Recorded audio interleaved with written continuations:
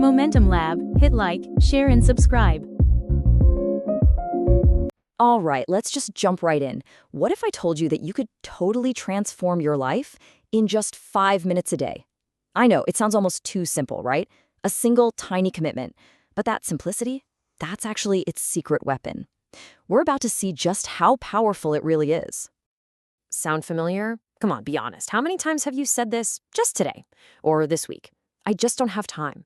It's become our go-to excuse for, well, for everything we say we want to do but never get around to. And it feels so true, doesn't it? It feels like this giant, unmovable wall we crash into every time we think about starting that new project or learning that skill or, shoot, even just taking a second to breathe. Okay, but let's just poke at that idea for a second. What if that's the single biggest lie you've ever told yourself?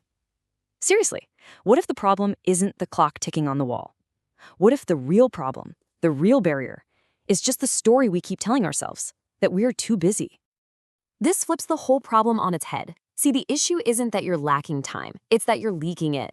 Think of your focus like water in a bucket with a bunch of tiny holes.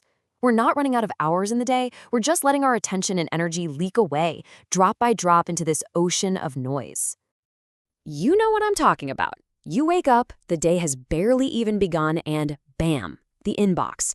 It's already screaming for your attention, and every single email, no matter how small, is a little interruption, a tiny speed bump that pulls you away from what you really wanted to get done. And then the notifications start. The pings, the buzzes from your phone, those little red dots that you just have to click. Every single one is literally designed to hijack your brain, to pull you out of what you're doing and into someone else's world. It just keeps you in this constant, low-level state of anxiety. And what's the end result of all that? Guilt. Yeah. That awful nagging feeling that you're always behind, that you just spent the whole day reacting instead of actually doing anything. It's this heavy weight that just sits on your chest, you know? So this is what we're talking about when we say leaking time. It's not about losing whole hours. It's about losing the quality of your minutes.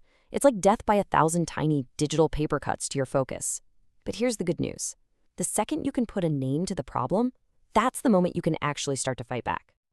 So how do you do it? How do you fight back?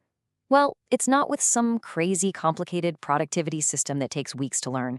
And you definitely don't need a total life overhaul. Nope. The solution, your weapon against all this chaos, is way, way simpler. Just 5 minutes. That's it.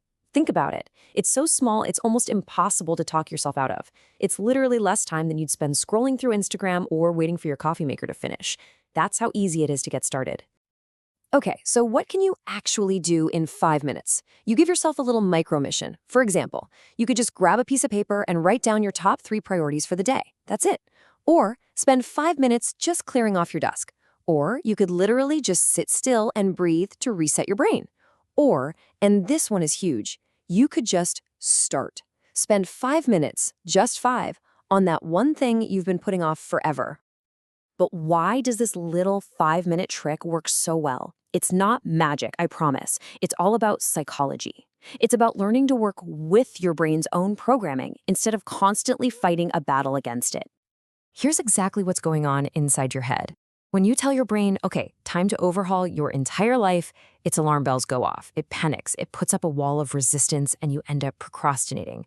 But when you say, hey, just 5 minutes, the threat is gone. The stakes are so low that your brain just kind of relaxes and says, yeah, okay, I can do that. It's like you found a secret psychological backdoor to get yourself moving. And that is the whole game, right there. Small commitments create a massive ripple. You're not just doing something for 5 minutes, you're lighting a fuse. That tiny, easy commitment creates this little spark of, hey, I did a thing. And that feeling can ripple out and change the entire tone of your day. So, okay, what does this look like over time? Because this isn't about one single 5-minute burst of energy. It's about what happens when you do it again and again and again. The real magic isn't in that one moment, it's in the consistency. It's in the repetition. Think about it like this. On day 1, yeah, it's just one focused moment, no big deal. But by day 7, you start to feel this little flicker of control. By day 30, that feeling gets stronger. It becomes actual clarity. And then you hit 90 days, And suddenly, this isn't just a thing you do. It's a part of who you are. It's how you master your own attention. And the benefits just keep spreading. Your focus, it gets sharper because you're basically taking it to the gym every day. You start thinking more clearly because you're giving yourself these little pockets of calm. You start acting faster because you're breaking that cycle of procrastination. That guilt we talked about, it starts to fade, and you just feel lighter. And best of all, you're building real, actual discipline that lasts. And this is so important to get. We have this idea that discipline is some heroic, monumental thing, right? Like forcing yourself to work for 10 hours straight. But that's not it. Real, lasting discipline, it's forged in these tiny, consistent moments. It's built in the choice to take back those 5 minutes every single day. Okay, so we've looked at the problem, we've got the solution, and we know the psychology of why it works. So now there's only one thing left, because this isn't just some abstract idea. It's a real tool you can use. Like right now, the second this is over. And really, this is the big punchline. For all the time we spend blaming the clock, our busy schedules, we finally realized the enemy was never time at all.